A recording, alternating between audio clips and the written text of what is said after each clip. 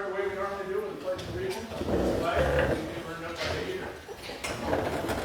Pledge allegiance to the flag of the United States of America and to the republic for which it stands, one nation, under God, indivisible, with liberty and justice for all. Before you sit down, Michael. Heavenly Father, I ask you, Lord, to put your hand upon this meeting.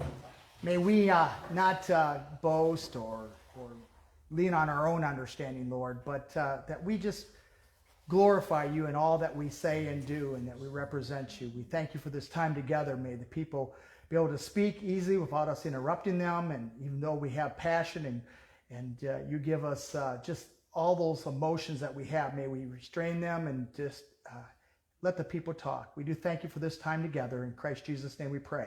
Amen. All right, so there are some agendas out there. I didn't know how many people were coming, so unfortunately I probably don't have enough for everybody, but we'll keep you posted as far as what we got going. So the first thing we wanted to do is we wanted to talk a little bit about one of our successes from our last meeting, or I should say what we helped Dave Orr accomplish was to be elected to the Dubuque County Fair Board. So Dave.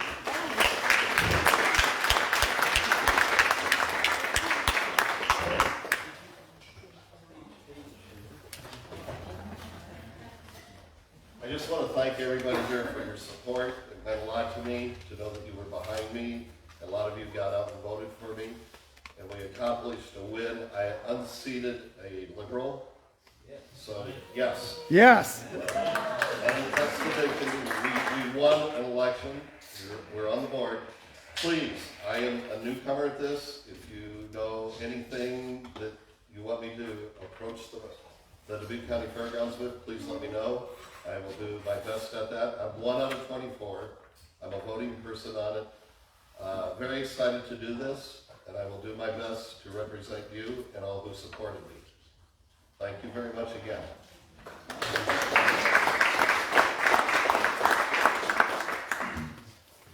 All right, and Dave was also nice enough.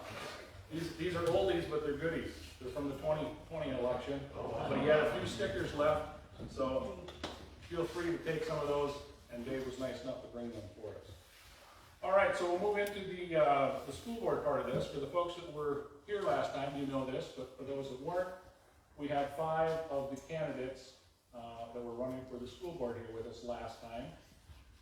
We had the 3 incumbents. We had Nancy Bradley, Jim Prohaska, and Anderson Sancy. And then we had Cindy Mueller and Whitney Sanger. So, and tonight we have 2 others. We have Whitley Joel with us, who is a write-in candidate running against Jim Prohaska for a 2-year term, and she is a write-in, so we have to make sure that we do that correctly. Black out the little oval next to write-in and write in Whitley's name correctly. And then we also have Jake. Say that last name for me, Jake. Islanders. Okay, all right, we got that. So Jake is with us as well. We'll follow the same format that we did last time. We'll let them come up one at a time, share whatever they want to share with us for about 10 minutes. I'll ask them the same questions I asked the other candidates at the last meeting, and then we typically have maybe a few questions that I might have missed coming from the audience. So we'll flip a coin. We'll start with Jake.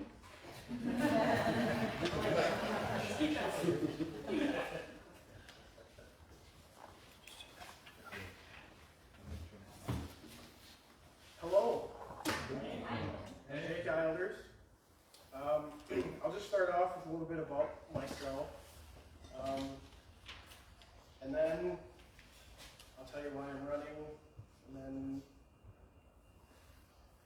just probably answer some questions then. So it's kind of awkward a little bit because I already got endorsed by you guys, but I think after I speak you'll think that's okay too. So I'm actually not from Dubuque. I moved here in 2005. I grew up in a small town in Illinois called Lena, with high school in New Winslow. Grew up on a grain farm. A pretty awesome place to grow up. Pretty well-rounded as far as, getting out in the woods and messing with stuff. I went to high school at Lena Winslow. I don't know if you guys are familiar with that, but it's, that area of Illinois is just like this here. It's only Illinois. I went to community college in Freeport, Illinois. There's a lot of talk about free community college and things like that coming up, and it's a little off topic for the school board, but I think community college is great, but I think I was better off paying for it myself. Then I went to Platteville, University of Wisconsin Platteville, where I studied to be an electrical engineer. After I graduated, I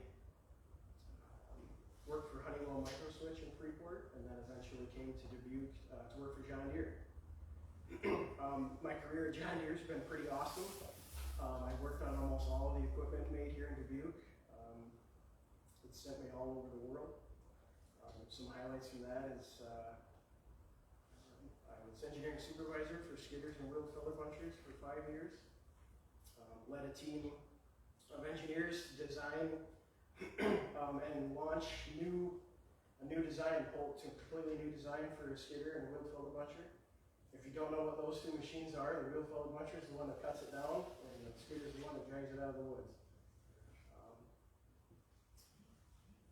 Yeah, we use those all over the world. So I've been to Australia and Finland and Germany, India, Canada, almost every state in the United States. I can on one hand count how many I haven't been to. But I wouldn't live anywhere other than right here. So the Midwest is pretty awesome. Yep. I live in Asbury now. I'm married. I have 2 little kids, 9 and 6. They go to Harvard. Elijah and Emily. Elijah's in 4th grade, Emily's in 1st grade.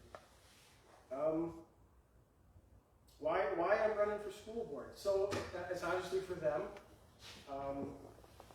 Over the last year and a half, like, parents were just injected into the schooling of their kids. And honestly, my daughter, this is her 3rd year of school, and she has not had a normal school year yet. And there were times where the school board could have made a decision that could have alleviated some of those problems. And I've decided then, this year, the straw that broke the camel's back was the lawsuit of the mask. And I decided, I need to be a part of that decision process. If that group of adults is going to make decisions for everybody, that I decided I needed to be a part of that. So they were either going to have information that I had to share with them to make their decision, or I was going to hear the information that they were using to make a decision. Either way. Based on that, I'm running to be the voice of the parents. I'm not for mask mandates. I'm not for vaccine mandates. I think that's something that the parents need to decide with their kids. If you want to wear a mask, you can. I think I'll get a question about it later, and I'll alleviate on why I don't think it's necessary. But yeah, I don't think masks do any good. But that's not the only reason. So I think masks, masks and vaccines are going to be beyond us. This is a 4-year term. So next up is going to be things like CRT, social emotional learning, whatever code word they're going to give it. I want to be a part of that. As a voice of reason and accountability for the board and the people that want to push some agenda or ulterior motive. I think that's one of the most unique points of me running for school board. I'm not a teacher. I'm obviously educated, but not a teacher. I'm not a retired teacher. I don't have any allegiances to the schools, even these schools here. I didn't go to school here. I'm coming in with an open mind.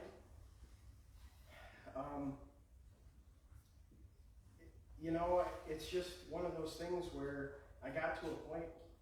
I decided somebody needs to stand up and say this is time to be a part of this process. Personally, I got complacent and said I trust these people to make a decision, and then they failed. So, nothing against them, they either use poor judgment, poor information, or weren't worried about the outcome. Whichever it was, I'm worried about it because my kids go to school in DBQ schools. The decisions that I make will directly affect them and ultimately me. And so some accountability there I think is important. That's it. All right. Hit you with our questions anyway first. Remember where I put them? I don't know how long it was, I didn't time myself. You have some spare time. So let's do this while I'm looking for my questions. Are there any questions from the audience for Jake first? I think Jake is used to a 3-minute time. Alright. So, part of what I've read in the papers, Matt, is even in the community school districts, they want to sort of phase out the tech ed portion of it, auto, electricity, welding, anything like that. Do you want to fight to keep that in there, being an engineer, and I guess teach kids that there are jobs out there for people that even want to go to a community college and start there? Yeah, that's a really good question. So, again, I'm not in the schools, so I don't know exactly all the programs that they have. To even know that they would phase something like that out, I would not be for phasing something like that out. One of the things that they have started is that Vertex program where you can go and work with actual businesses around and get some hands-on experience. I think that's fantastic. Yep. I would look to actually expand that if possible. The auto mechanic stuff I think is great. I love that sort of stuff. I'm an electrical engineer. I probably should have been mechanical just because I like building stuff so much and things like that. Yep. All right, I found them. So, CRT as we know it today, would you support it being part of the new community school district's curriculum? Not in the least. No way. So CRT is what we're hearing now is, oh, we don't teach it, we've never taught it, we'll never see it. Now in Iowa it's a law they can. But that's for now. If Reynolds leaves, somebody else could change that, right? So that's a real possibility that we have to worry about. I'm a person who believes in equality of opportunity. What we do with that opportunity is up to the individual. The CRT portion of this is kind of poison. It takes all those intangibles that people don't have any control over, their race, where they were born, and it uses that to give that person some sort of advantage or disadvantage. That's just not how I was taught. That's not what I learned. That's not what our civil rights movement shared and showed. Nope, I would not support CRT in any way. Okay. Can I add something to this? You've been a former teacher. Yeah. One of the things that you'll experience if you get on board is that books get old and get out of date. Okay, so the teachers within the district are going to look at several books, like several U.S. history books or several math books, and they're going to give the board a recommendation. So when you get that recommendation, my suggestion is look through it with a fine-tooth comb so they don't sneak something in. Because these people are very, very careful of trying to sneak stuff in. That's a good comment. Thanks, Dave. I got asked a similar question online about this book is sexually explicit or something like that, and I said something certainly sexually explicit. I do not support being in the public schools library right now. If you're mom or dad and you're outside and you are 18, 17 and you're mature enough, they can go by authority headquarters or wherever, that's you. But in the public school, there's no place for that. Now, the same sort of thing, in that same comment I said, I don't actually know how much power the board has to say, yes, this book is good or bad.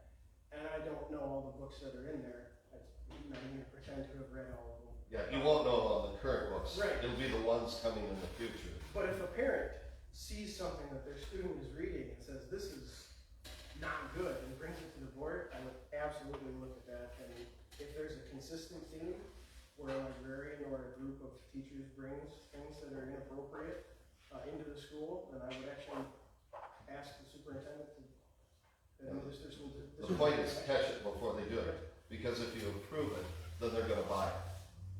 And then once you put that money in it, you're stuck with it. And we don't want that. They're already sneaking some of it in. That is My right. daughter's first day in class, in history class at Hempstead, she got, basically a little sheet from her teacher saying, this is how I'm gonna treat the class, I want you to critically think.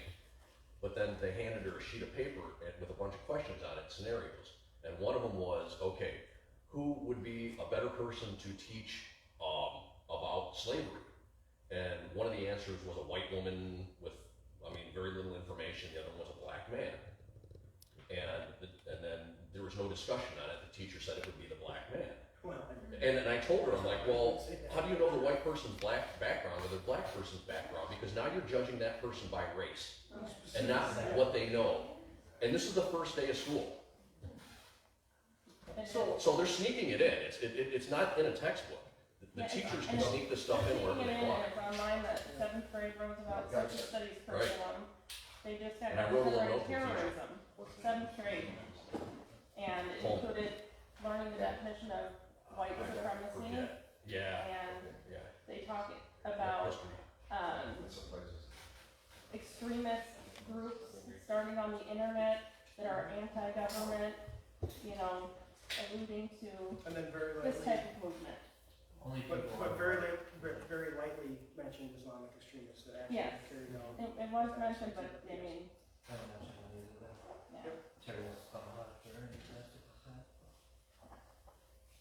So it's in there. All right. Oh, I have a question. Sure, go ahead. So the topic of a new middle school, what are your thoughts about that? And that has been on the discussion table and questions and on the plan for a few years. What are your thoughts? So I've heard that question asked a couple of times. I watched all the previous speeches. I don't know, I don't necessarily know why they began that discussion, if it's age of buildings or what. What I do know is the population of Butte is not decreasing. And those kids have to go to school somewhere. I'm a numbers guy, so I would let the numbers of kids decide what we should do. If they're just doing it for money, there's probably other places we can find money. But do you know the condition of Jefferson School? I don't, to go, and that's one of the things that I would do if I was put on the board, and I actually want to visit each school to understand that, right? So maybe it's in complete disrepair. I'll claim naivety, I honestly don't know if that's the case. I do know that there's discipline problems at Jefferson, which I think doesn't cost any money to keep kids disciplined, but talk about that probably in a different question. That take care of it? Yeah. All right. About that extra middle school, we did bring up the issue with that 1% tax last time, and I'll agree that the school board can't actually choose that, but would you help figure out what we need to do to start using that infrastructure money for operating costs? Because if we do use that to build another school, it's going to cut into what we have for operating costs and paying our teachers. Yeah, I understand the whole silo analogy, right? So, and that makes sense, right? Because you can't just have unilateral ability to just toss money here and there. That's how it gets lost. Oh, no, I understand that, but I'm just saying, like, somehow allocate that to the operating. I'll answer that. The annual revenue budget of the DBQ Community School District is about $280 million right now. We're running at a $22 million surplus. All annual salaries and annual benefits is only $122 million of that. So there's room in the budget. So there's a lot of budget there, yeah. Individually for the kids, what I would say is that we spend almost the most in all of Iowa for this district per kid for their education, and the results are just in the middle. Yeah. We're just mediocre. So our reading and math skills are actually a little bit below average. Again, numbers guy, if you're spending a bunch of money, you gotta see a bunch of results. I would expect to be one of the top schools if we're spending the most money, right?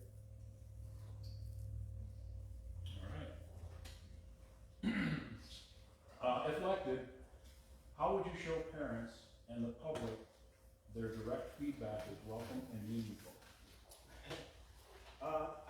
That's why I'm running, is just because I am a parent, this is my feedback is that I got left out and I want to be a part of it.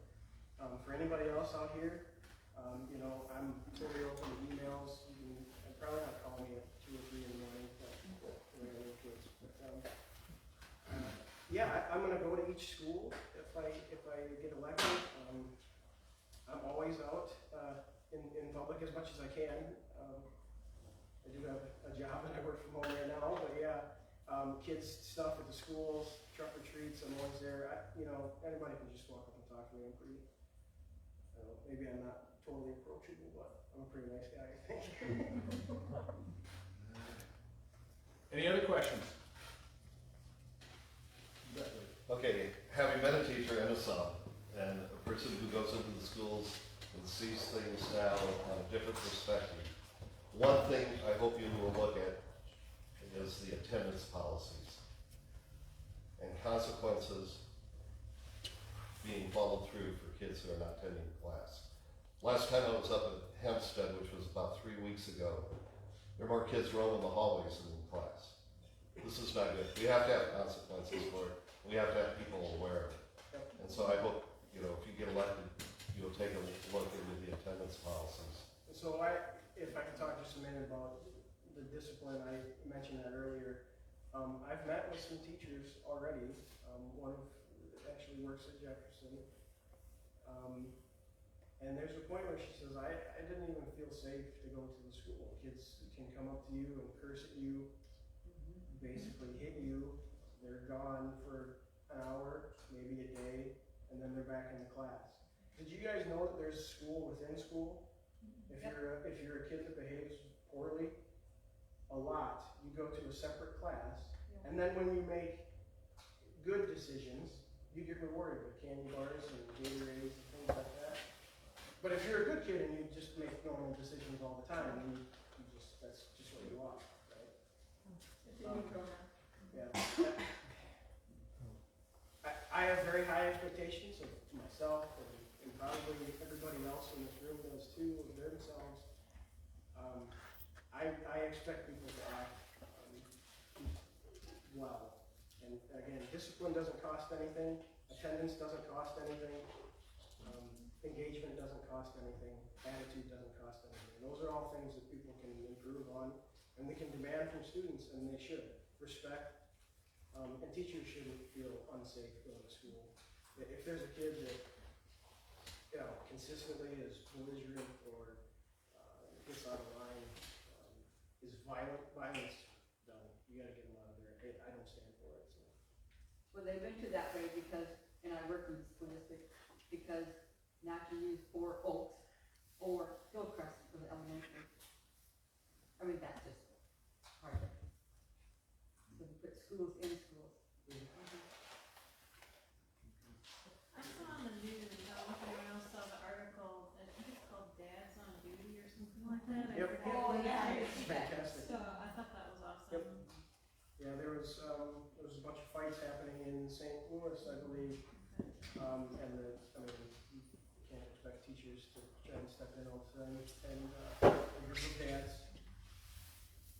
very much my size and shape, decided that they were gonna take some time out to demand some respect for kids, and I think that was awesome.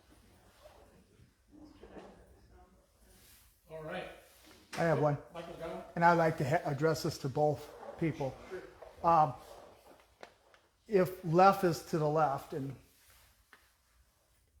conservative is to the right, where do you put yourself in between there? Well, I'm certainly conservative. I'm not even shy about it, I guess. You never, I guess, people on the right never really think of themselves as, I'm way over here or anything.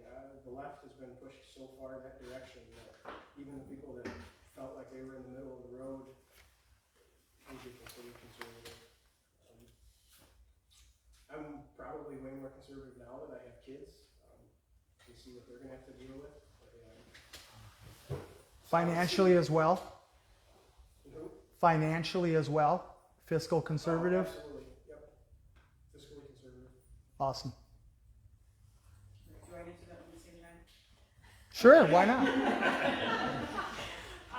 So I'm a Catholic, I'm a fiscal conservative, I'm a landlord, I am a gun owner with a permit to carry, and I work for a gas company. So anything short of being from Texas or Florida, I'm not sure how those could really hate anymore.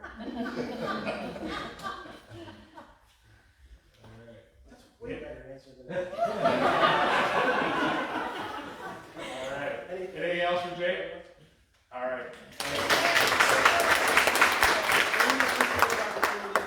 I'm glad I made it this time, and I really appreciate the opportunity. Thank you. If you hang around long enough, I bet some people will have some. Yeah, actually, I have some brochures if anybody's interested or wants to hand some out to them. All right. So Whitley Joel is, again, like I said, a writing candidate for a 2-year term to fill out Mike Donahue's term. No, Prohaska. Oh, it's Mike Don, Yeah, okay. Prohaska was finishing up his 4-year term, Okay, and he didn't want to do another 4-year term because he wants to get out. So he only wants to do a 2-year term, so. that makes sense. So this is the Make time Martin thing. Correct, this is Tom All right, Martin. so I have my speech. All right, yeah. I brought receipts for the stuff I mentioned, so if anybody's questioning. All right, so my name is Whitley Joel, and I currently have 4 kids. 2 are enrolled at Bully Family, 1 is at Dubuque Community, and 1 we keep locked in the basement. No, he's in daycare, but he'll be joining his sibling shortly. I'm here today because Wayne promised me all softball questions. And if one of you turns out to be a Peter Ducey, I will mumble incoherently and retreat to watch Matlock in my most presidential manner. Alright, so in all seriousness, I'm running for school board because someone needed to oppose Prohaska. His comments at the last couple meetings surrounding vaccines have me convinced that vaccine mandates are going to be next on horizon, and he will undoubtedly vote in support. His inability to even get out a clear motion on the mask mandate had me question his ability to do the job for yet another meeting, let alone another 2 years. As for the board as a whole, I was disheartened to see that my objections to policy 6207 on political activities and academic freedom were entirely bypassed with no discussion, and an overarching approval of the entire consent agenda at last meeting just kind of put it all in motion, especially considering I know that there were a number at this group that probably reached out in advance of that meeting. Even if they ultimately decided to approve it, the fact that questions were raised, in my opinion, should have at least prompted a discussion. So here's what I would like to see from the board in the future. Jake, you taking notes because I know you guys see. I want to see more discussion around where the money is going. The board is responsible for a final approval on an annual budget of over $200 million. It's actually $208,452,613.43, because that 43 cents is real important. All right. The approval was buried in the consent agenda, and I checked the last how many agendas, and it's all just buried in there, which they take as one block motion. They never actually dig through it. Nobody seems to have questions on it. I guess we're supposed to trust that they reviewed it in advance, but I was actually an executive assistant for 5 years that worked with our board of directors, and we had a wonderful board of directors. Not going to name the company because I don't want to get myself in trouble. But the number of times that the first 15 minutes of the board meeting was helping the directors log into their board portal to review the packets they hadn't prior to the meeting was more times than it probably should have been. I would also like to see more utilization of the parents. The number of TikTok challenges that are going around promoting destruction and violence, not only, property, teachers, everything else like that.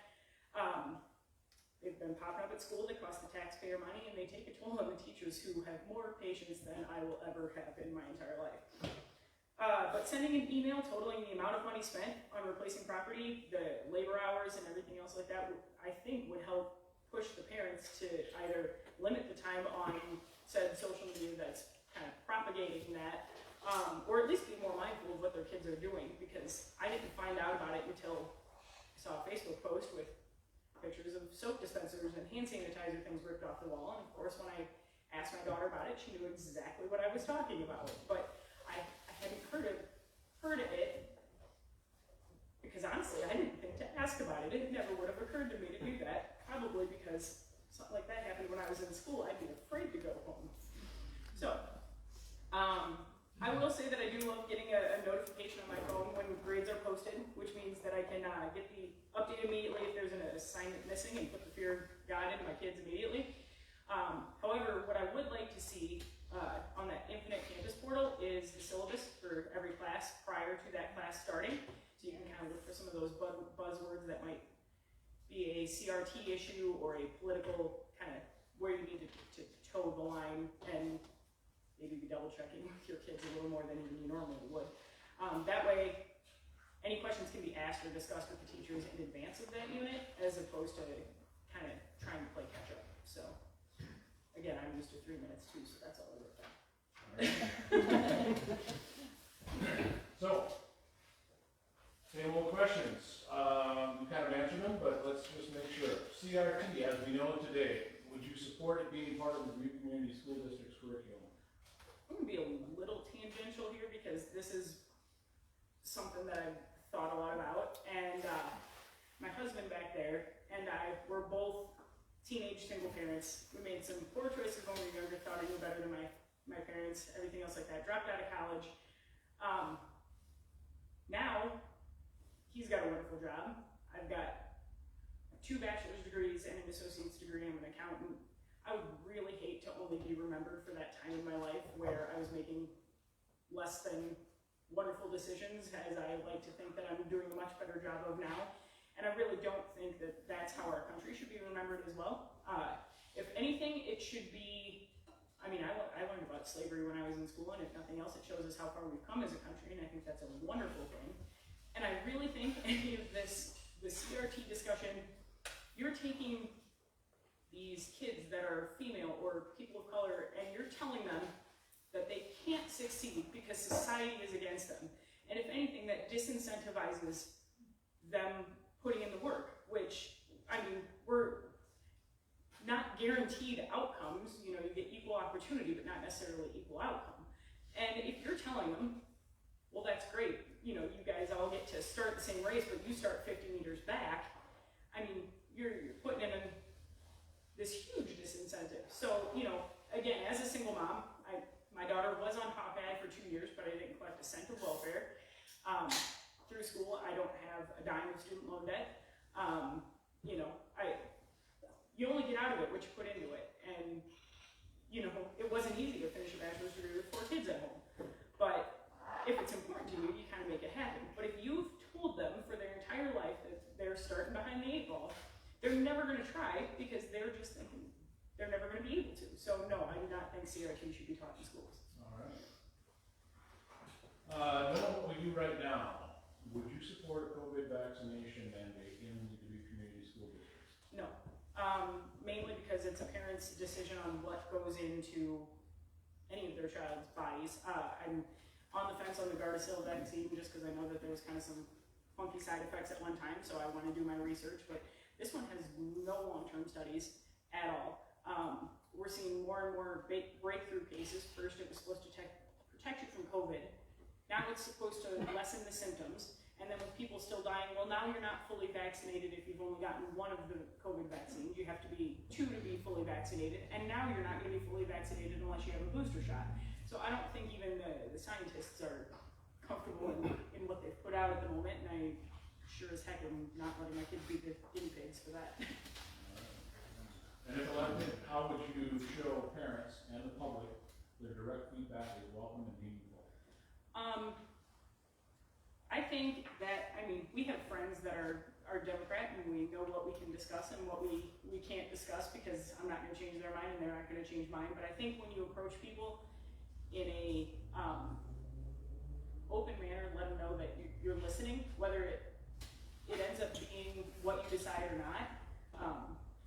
You're more accepted in that aspect. When you just kind of write them off as somebody kind of screaming into the wind, I think that's kind of what's been happening to groups like this for years at this point. Nobody took you seriously because, well, they didn't like what your view was, so they just acted like you didn't exist. And I think, especially with all the mask mandate stuff, the first thing that the board should have done was ask the superintendent to reach out to every family and ask whoever has their kids at home, if there's a mask mandate, would you bring your kids back to school? And if your kids are in school and there's a mask mandate, who is pulling their kids out? Who's homeschooling? Who's sending them virtual? Who's whatever? To see how many kids you're actually talking about. Because honestly, if a kid is that immunocompromised, they're not going to be comfortable with a piece of cloth on another kid's face keeping them safe. Not to to mention, my 5-year-old is gonna set that thing down in every bathroom surface between here and the end of the county, because that's just how he is. And, you know, there's more of a chance that he's gonna be sick from something like that. So I think that the more input you have, the better. And quite frankly, with the whole mask mandate, this special meeting minutes really said it all. It said 56 parents came to oppose the mask mandate and 12 came in support of it. Well, if you are here as an elected official, elected by the people, your job is to put out what the people want to hear. So if they've already now voted with their voices at school board meeting, that's your answer right there. It's not your job to be up on a pulpit and putting forward what you believe is right. It's to put forward the will of the people. And that would be kind of my stance on things, is to get as much data and information and opinions from as many people as I could. And then, you know, if I don't like it, but that's what the majority wants, I guess that's what we're going with. And, you know, unless it's something very, very morally wrong, like the sexually explicit materials in libraries, there ain't no way in heck. My 12-and-a-half-year-old, he gets a little on my butt about it, because I don't let her watch PG-13 movies. I'm like, you are not 13. There's something there that, like, let's just let you be a kid for just a wee bit longer. So, because once they grow up, they don't get younger. Like, once you let that go, it's gone. So, yeah. Any other questions for Whitley? I gotta ask her one. All right. I had the feeling you would be my Peter Goosey. He's way better looking than me. Okay, CRT. Okay. Everybody talks about it, about a change in history, and I think we're missing something on it that's actually in there. And the thing that concerns me is textbooks which have oppressors and oppressed. Okay, that takes away the equality of the kids. That's the teaching of the racist things we don't want. We don't want our kid to come home and say, I'm an oppressor because I'm white, and he's oppressed because he's black, or she's oppressed because she's a female. That stuff is in there. Mm-hmm. And we need to be aware of it. We also need to be aware of where it's coming from. Its focal point is from Virginia. I think it's Fairfax, Virginia, being put out by Panorama Publications. I would love to get a hold of one of their books. I think we all would be beneficial to get a hold of one and see actually what's in there. Yeah. And, you know, what is your opinion on the things that we're not seeing? I think that a lot of that goes into opinion territory, which we shouldn't see. And I think if you're going to talk from a position of power, that, you know, this slavery was pushed down by a place of power, then, not to quote Dave Chappelle, I don't know who's watched the current special, but, you know, we just had, he was talking about a black slave who was given a plot of land and promptly went out and bought slaves because he was now in a place where he could. It's, in 2020 hindsight, a horrifying time in our society. However, it was common of the time. And that's kind of just the way it is. So no, I don't think that any child should be taught, well, you're white, you're an oppressor. No, you're not, because there's no one alive today that owned a slave in America, and there's no one alive today in America that was a slave. Correct. So, you know, it's... Well, I think a general rule here is if everybody would just think that you wanted to be treat others how you want to be treated, we wouldn't have any problems. We wouldn't have racism. The golden rule. Yeah, the golden rule. And we forgot that. We've got away from the Bible, and we've got away from things God gave us on how to act as a society. And that's where the problems are. This is why we get the CRT.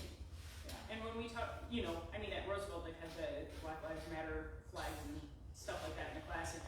And I had a discussion with Anastasia about it. I said, Black Lives Matter is like Goodwill. It's really good marketing.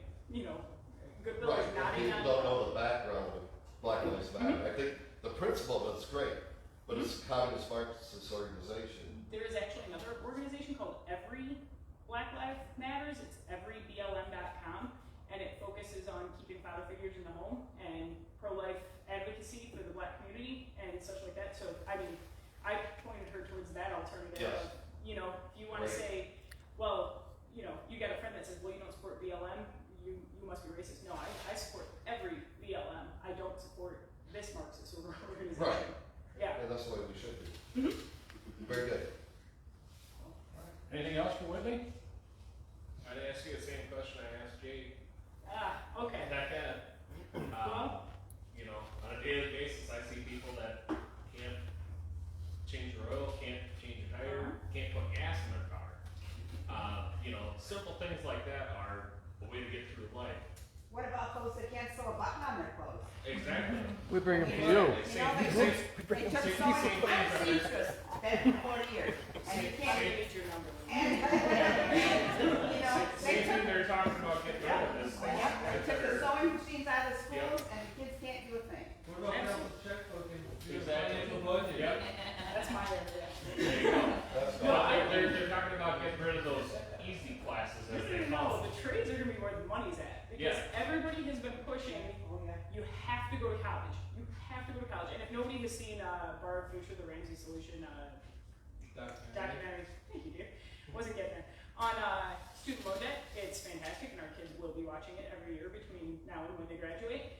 I mean, people are coming out of college absolutely crippled for a degree in underwater basket weaving or left-handed puppetry. Like, don't tie yourself to these things for the next 30 years. You can work through college, and not only that, like you said, anybody in a trades, a really good woodworker is gonna be making bank right now because all the cheap crap from China breaks in like 6 months and it's dinged up and it looks awful.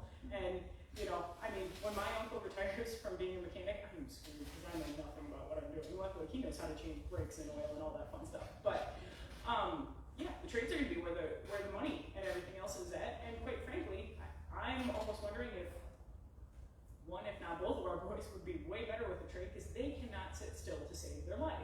And I don't foresee that getting better. And if he could do something with his hands, keep himself moving and stuff like that, he's gonna be a heck of a lot more productive. So I think all of those classes are fantastic. And financial literacy, I know it's mandatory at the high school level right now. I would like to see what that syllabus is because if they're pushing loans and everything else like that, that's just gonna get people in trouble.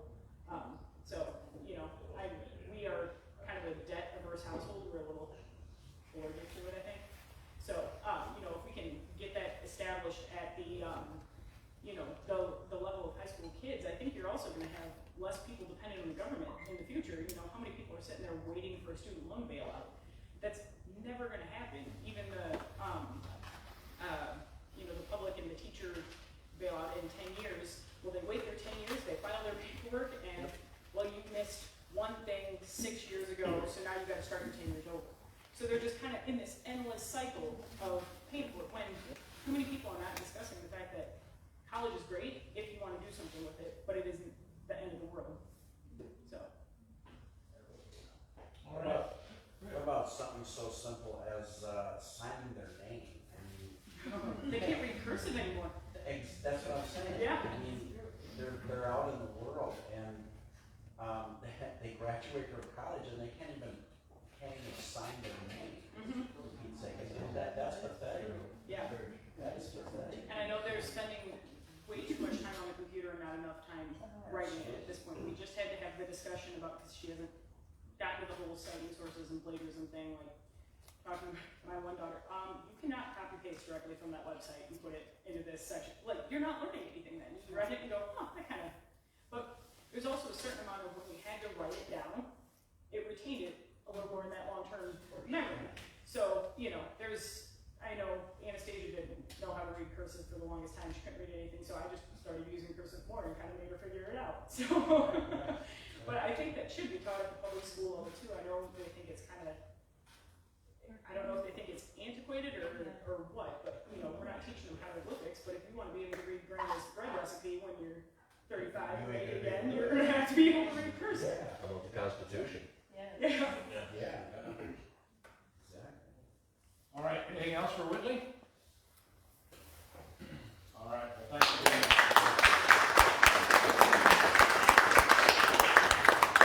All right, so before we leave the school board part of this meeting, couple things.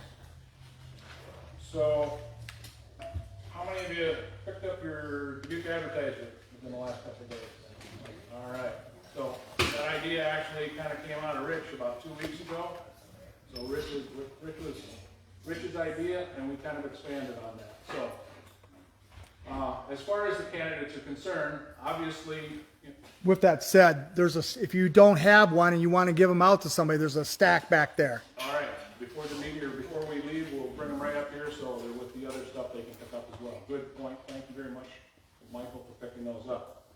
So, just to kind of fill you in on how some of this works, for the folks that haven't been here before, last meeting, I think we had about 60 people here. Tonight, we're about half of that, so we had a pretty full house last time. But between that meeting and today, or yesterday, when these papers went out, there was a lot of work that went on behind the scenes. For instance, one of the things I think is only fair to share, a half page at the front page of the Dubuque Advertiser costs $950. So that's what that costs. That's why candidates, have their hand out looking for fundraising, things of that nature. It costs money to run for elections. It costs money for us to support these candidates. So right now I know we have some other donations coming in. We're about $217 in the red on this ad right now. So we did not have a lot of money to start with. We used that money, plus we had some other donations coming in recently, which is very much appreciated. Some people can provide funding, some people can do things, knock on doors, other talents they have, but it takes everybody. And one of the things that's nice about this group is, we've had nurses, we've had lawyers, we've had farmers, we've had nurse practitioners, we've got a teacher. It takes all walks of life to come together, and it's how we learn things quicker, by sharing the information that we all pick up. So it's been a good thing. Just so you kind of understand how this article came about. We've taken some flack for it, but that's okay. That means people are listening, in my eyes. Amen. So, we're supporting Jake. We're supporting Whitley, a 2-year term. We're also supporting Cindy Mueller, and we're supporting Whitney Sanger. Okay, that's what we put in the paper. There were emails going on, there were conversations after the last meeting on how we were going to do that, what it meant. After those conversations, I sent out an email because I want input from people. This isn't me, this isn't 3 people, this is our group making these decisions. Now, I get it, you might not agree 100% with this, okay? And there's certain things about candidates that I don't agree 100%, okay? But in our eyes, I believe we're at a time where we have to choose the best candidates to do what needs to be done, okay? So that's why we've chosen to support those folks, and why we chose to take out the ad in the paper. I've sent those out by email, so if you wanted to print them out, share them with family, share them with friends. I think it's very important that we do that. We're less than 1 week, 4 or 5 days away from the election, and we need to refresh people's minds. Tuesday is an important day. It's only, some people say it's only the school board. Well, there's also a $40 million bond on this ballot as well. And something that is also been shared on that front page. For those that haven't seen it, certainly pick up a copy, pick up 2 of them so you can give one to someone else if you need to. But we also indicated that we are not in support of the $40 million bond for several reasons. One, it started out, in my eyes, as kind of a shady way to present something to people, and that's when it came out as virtually a vote yes. This one didn't tell us how much, didn't tell us where the money was coming from, didn't tell us where it was going to be used. It did put a website down here, and if you open it up, I believe it's a 218-page document that explains, in their words, where that money is going to go from. It does talk a little bit about the fact their estimate is it's going to increase people's taxes by for a home of $150,000 value. It's going to raise their taxes $36 a year.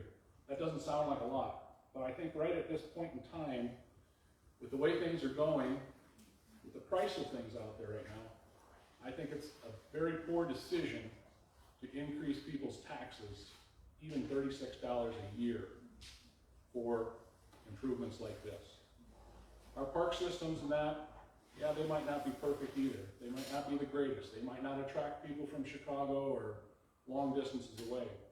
But the people of the county, Dubuque County, I think have their opportunity to vote no on this particular bond. It has to be passed by a 60% supermajority. So in other words, if 100 people vote, 60 of them have to vote yes in order for this to be passed. Now, if it does pass, the Board of Supervisors intend to appoint a committee, or I can't quite think of what they call the task force or something of that nature, that will review how this money is being spent. Okay, so that's a little bit of salvation that it's at least going to be reviewed, and it would have to be voted on by the Board of Supervisors in order to make those distributions. How the distributions happen is going to change the amount that it affects the taxpayer. So if there is a significant amount drawn on that 40 million early, it's going to increase that amount. It's going to be more than $36. So I don't know if there's any other specific questions. Rich, I think you were going to raise your hand I about was going to something. say, I had checked on the little cars, and those were like 5, 10, 15, 20, 25,000 to get barely the audience that you found with the, you guys found that part. This was with the Lou, so this was quite a bargain that you got there. That's a good point. That's something that we're And these guys sent out another one. They sent out a letter with several things in. So they spent a lot of dollars. They did. At least according to what Lou quotes. Yep, I agree, and that's part of what I was saying when the work behind the scenes was going on. We started down that same path. We were looking at printing out some things at Wallou, at the Duke Advertiser, Copyworks, different options, and to print them out, and then to have people go out and knock on doors. $950 seems like a lot of money for that ad, but that circulation for the Dubuque Advertiser is 29,000. They run 29,000 copies. Now granted, some of them go into Wisconsin, Illinois, and probably beyond, westward and north, and into other places other than Dubuque County. But we're hoping that 29,000 people at least have to pick it out of their box, hopefully look at it before they throw it in the recycling bin. So we're hoping that this makes a difference as far as the election is concerned. So. Well, and if everybody puts that graphic too as like their cover photo on Facebook, I mean, just as many more people as you can reach to see it that way. Just changing the goal, make a notification so it pops up on everyone's wall. Yeah, that's the thing, you know, technology has made things like elections a lot different than they used to be. Share it off our website or all of our social medias. If you say I'm not on Facebook, we're on Twitter. All that ad is up on all of our social medias. LinkedIn, if you're a professional, so I don't do Facebook, I don't do Twitter. It's on LinkedIn. So it's on all of them. Go out and share them.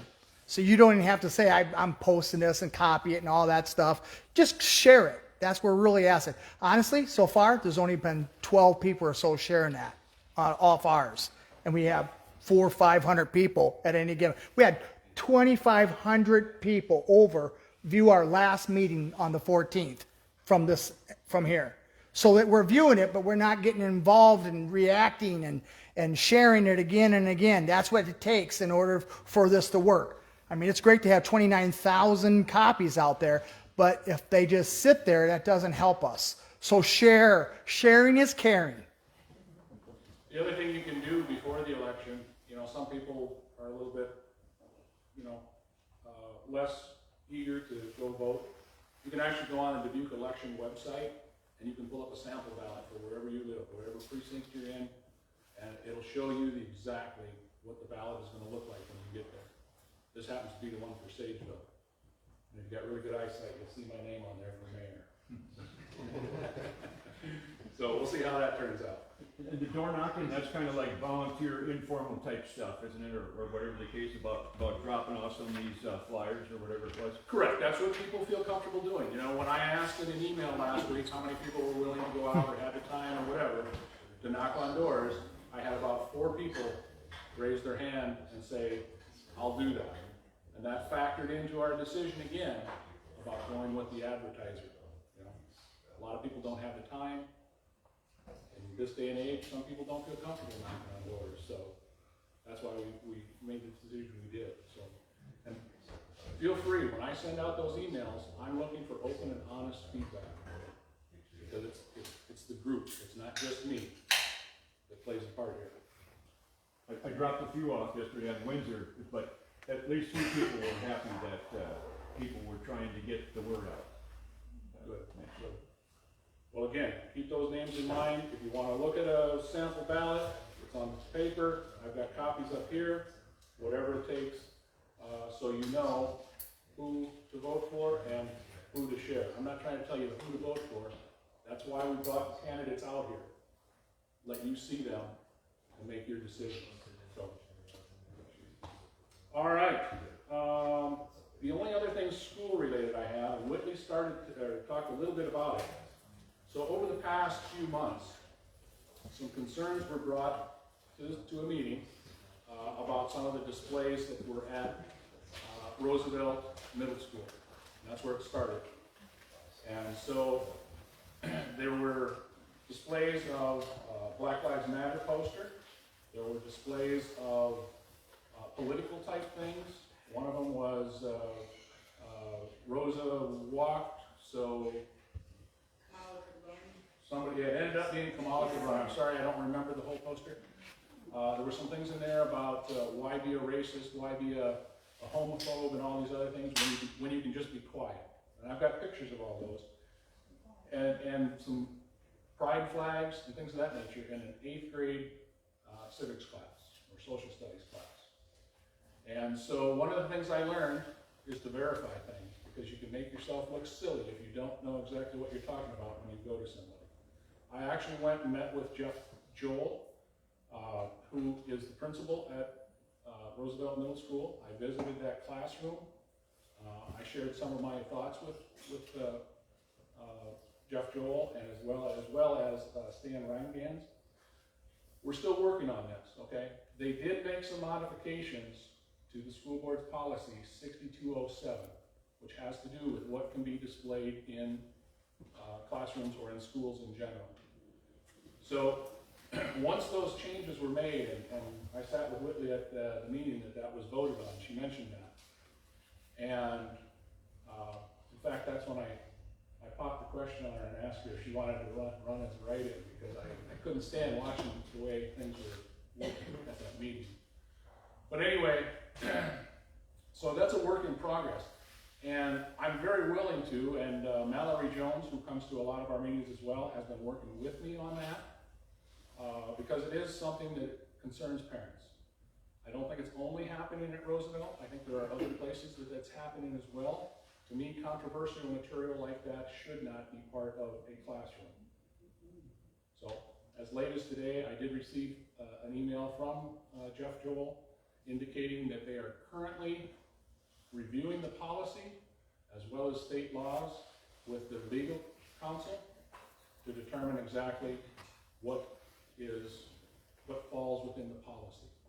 It's always one of those things, you know, they create a policy and then you have to interpret that policy.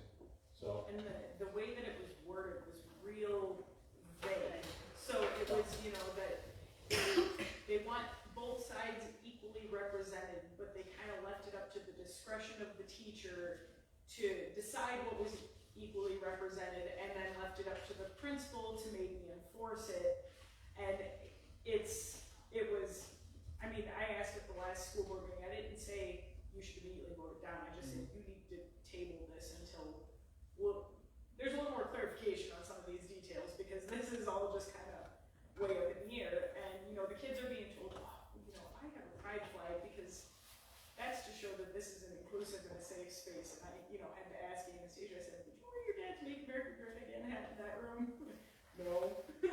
So, you know, it's, and I was told by Anastasia recently, well, they haven't taken anything down, but they've added a couple things to make it feel a little more Republican too. I'm like, I don't even know what that means. So I just. And I don't recall who shared with me. This is a picture from an art room at Roosevelt School.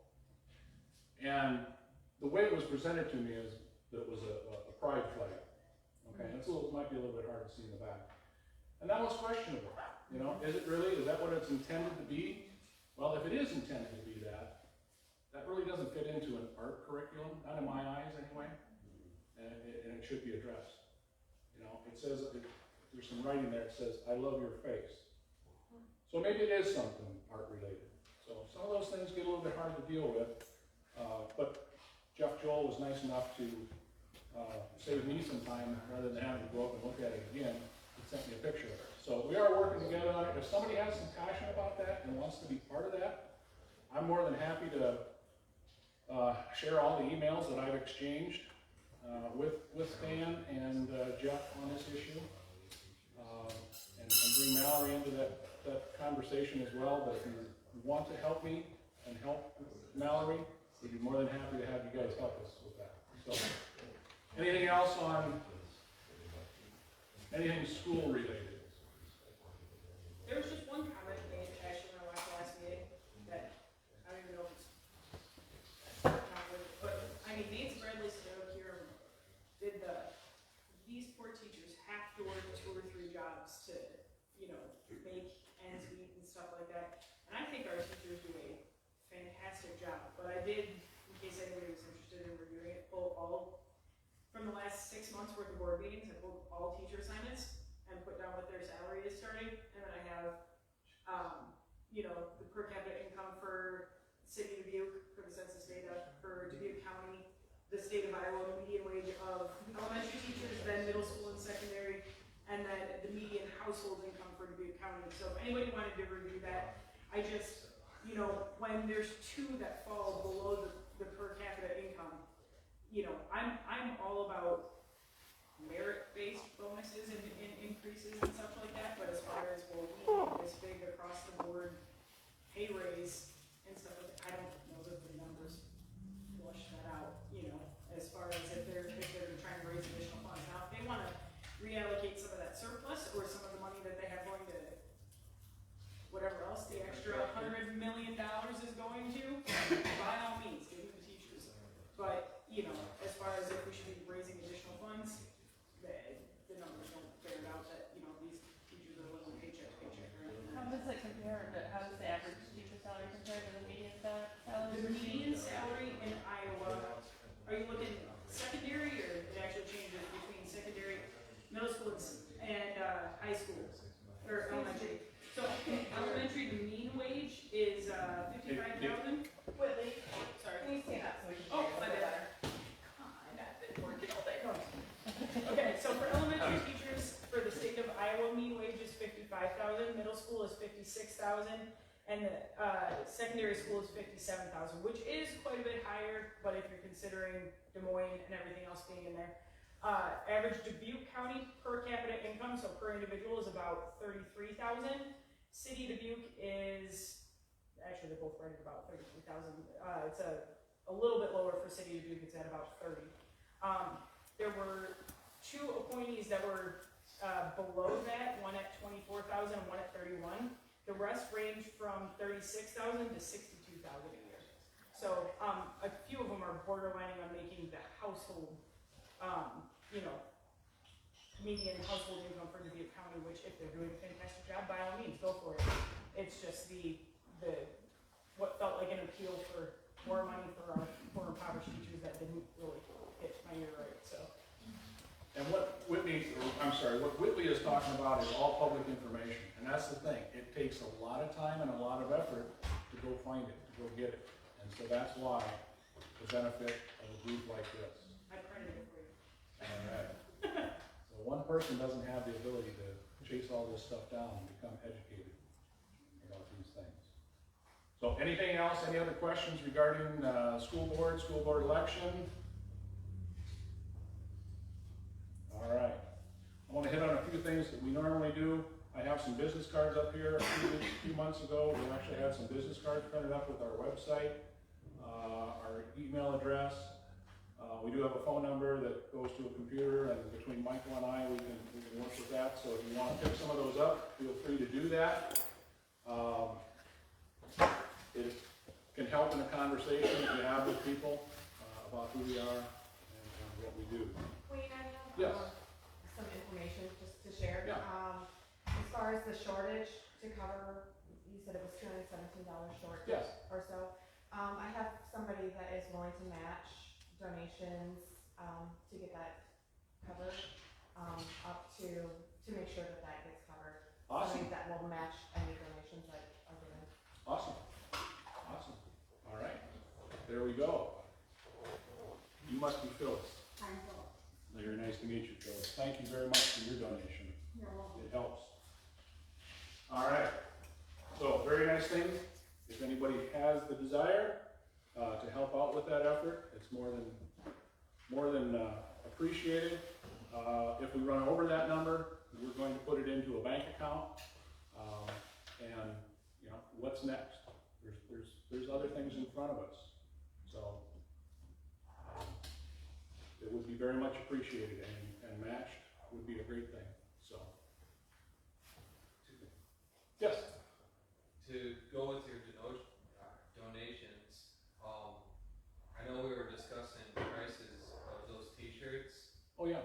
If we were able to tag a $5 increase or whatever for a donation on that, to be able to start filling that account. Yeah, I think that's a good thing. We do have t-shirts on here as a topic. Okay. I'm sorry, go ahead. Sarah did have some built into that. Okay. I know that she had said that if she can do a bulk order, she was willing to collect that information. I can.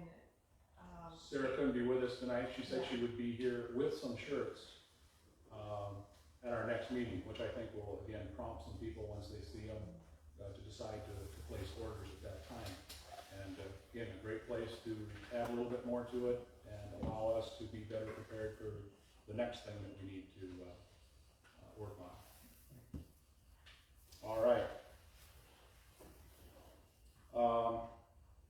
Last shot, anything else school board related?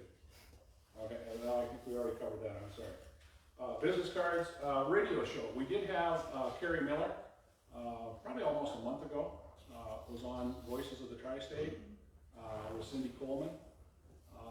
You know, if there's somebody out there that has a desire to speak, I think Cindy would welcome us back. You know, as this election as it gets passed, I don't think it would hurt if we had somebody that would be willing to go on. Michael has a good connection with Cindy. It's a half-hour show. I believe it's done live, isn't it? Yes. Cindy is very much willing to work with people. She does not try to put them on the spot by any means, but it is a good exposure for our group. So again, if somebody has the desire or willingness to do a half-hour segment with Cindy, let either Michael or I know, and we'll get you back on the radio and basically just to talk a little bit about what we do, what our group is, what we stand for, and it helps people understand that there's people like us. You know, we just keep getting new people once they hear about us to come and join us. We will have the her show that she did up on there. They had a technical difficulty, so I couldn't archive it or get the archive. But they did get that straightened out, so I will turn that into a YouTube on our YouTube channel. If you haven't been out to our YouTube channel, like this last meeting and this one here will be up there too as well. So you can go up on YouTube and listen to that show. All right, and our website continues to be developed. There's not a whole lot there right now. We would like, if someone is interested in providing content, working to build a website, if you have any. Is Vicki here? I didn't see her. Okay. Okay, so I had reached out to her the other day. I haven't heard back from her yet. Awesome. But again, it's one of those things that, you know, it's a way to help. It's a way to help. If you have any desire to learn, or if you have current abilities to work with websites, that's where we can add some content. And the Stevens Company is doing that and donating that. So they actually have it all built, and I went through the technicals part of it, and went through there and gave that to Wayne, and Wayne is getting content now. So if anybody wants to help Wayne with content. So we have it all built. All we have to do is put the links where it needs to be, and those are basically done. And then put it up there. So if anybody wants to help Wayne. Can you tell the non-technical people what content is? Like Words. kinds of things? Words. Yeah, whatever we want people to see. And the thing about Facebook, it gets censored or shadowed or whatever it is. I'm not a huge Facebook person, but there's ways that it can be blocked and not seen. Whereas a website, Yep. it's our website to put what we want on it. So, all right. Just the thing is just a little bit on that. So Wayne's really super busy, like all of us are, right? So we don't have the time to sit down and do that. Like, there's a lot of things that we can cut and paste or whatever, but it'd be neat to have some good content, right? Good, who we really are. So it'd be great to have, we don't have a slogan. We don't have necessarily a mission statement. We don't have, so if somebody wants to just work on that and send it to us, then we got that too as well. So anything like that, we want to know, let people know who, when they go to our website, who are we? What do we stand for? Things like that. But put it in a way, in a wordsmith way. I'm far from the wordsmith, so I'm a technical guy, but not a wordsmith. So we need people to help us with that.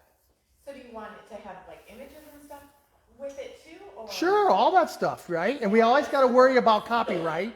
So, and I do have a lot of royalty-free. I have a subscription to things like that. So like there's a ton of thing about patriots. And if you know somebody, we should eventually get a logo, right? Instead of just our name. And but we don't want it complex. So if you know somebody that's a graphics art person, we need all those type of people. We need all of you, and whatever the aspects that you are in life and what you do and the skill sets that you have, we all could use that, believe it or not, whatever that is. I'm sure somewhere we need to weld something up. Maybe worth expanding outside of YouTube as well, We're on all of them. Rumble. We're on all of them. Yeah, and I know that I heard it on Dan Bongino's show, and I listened to like 6 hours of political podcasts today. Yep. Apparently my blood pressure wasn't high enough as it was. Is it local or something that's coming out that, you can put something behind a $2 paywall or something like that, where that could become a donation back to the cause or something like that, to be able to view more content, or if right now you're going for the reach, but, you put half of it behind the paywall or something like that, take that as a donation from your group. Right. Well, keep that in mind. We have several things going. If there's something that you would like to help us with, I mentioned the radio show. If you have some thoughts about what we would want someone to share, it wouldn't be necessarily you sharing it, but if we can start putting that information together, that helps that person. They only have to do the talking part of it. They don't have to do. Yeah, we'll help train you in whatever area that is. If you don't know anything about Twitter and you thought, hey, I always like to do that, we need a Twitter person or Rumble or any of those social medias. We're on all of them. I created the company, just hard for Wayne and I basically to do all that. So we need help in that area. All right, moving on down the list. I wanted to mention with our meetings normally on the second and fourth Tuesday. Obviously, we're getting into the holiday season, so November would compete with Thanksgiving. So we'll only have one meeting in November, which would be November 11th, and one in December. And I didn't write that one down. It'll be the second Tuesday, December 9th. Did I? Okay. Oh, I'm sorry. Yes, I do. I got it written right on the agenda. Thank you. So one meeting in November, one meeting in December, and by then we'll talk about January. We'll see how that's going. So, all right. So back into something with a little bit more meat to it. So one of my experiences recently, and it happened the day after our last meeting, I got a call from my boss, and the first part of the conversation was great. He was asking me to do a special project.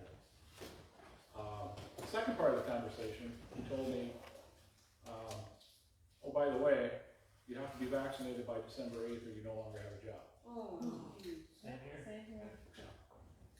So a pretty ugly feeling, all right? And I know we've had nurses that are facing, I think, a November 1st deadline. So there's people all over that are starting to face this type of thing. So, go ahead. I don't know if this is where you're going, but I already went through my first denial of the vaccination.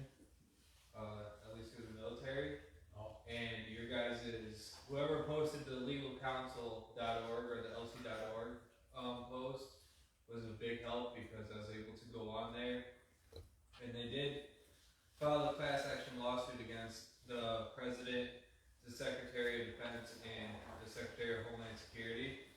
But they also, if you go in there and you click the links for help and you fill out the help form, they'll send you an email that has a conference call, and these lawyers are on the phone, and there's like 5 different times that they do it, and you just go in, you call, no charge to you guys, and they're helping nurses, they're helping teachers, they're helping everybody along with the military for legal counsel and pushing this. Christie, I'm guessing you may have added that to our Facebook, is that correct? No? That can be though. I mean, Oh, sorry, Michael did it. Yeah, he got it from there, I yeah. was giving your credit away, sorry. Michael. I do stuff at 2 o'clock in the morning. And if anybody has, you found it on Facebook? I found it on Facebook thanks to him, and it's helped me and a lot of our soldiers in Iowa. On our Facebook page. On all of them, actually. If you have trouble finding that, don't be afraid to reach out to us. I know some people don't do Facebook, but if you're in that situation, reach out to one of us and we'll get that to you somehow. So you can deal with those types of situations. All right, so back to it. Not necessarily focused on my part. But what I learned this past 2 weeks, so I made some phone calls. I talked to 4 different healthcare providers. One of them was my own cardiologist because I had a heart stent put in 7 years ago. And so I'm thinking, okay, blood clots and heart stents don't go well, right? They don't match. So I called, and I didn't get to talk to my doctor. I talked to my doctor's nurse. And after a very short period of time, she informed me that Medical Associates is not doing medical exemptions. And so I said, okay, I get it. That's Medical Associates philosophy. But what about my doctor? Well, my doctor, your doctor works for Medical Associates, so that's where I'm at.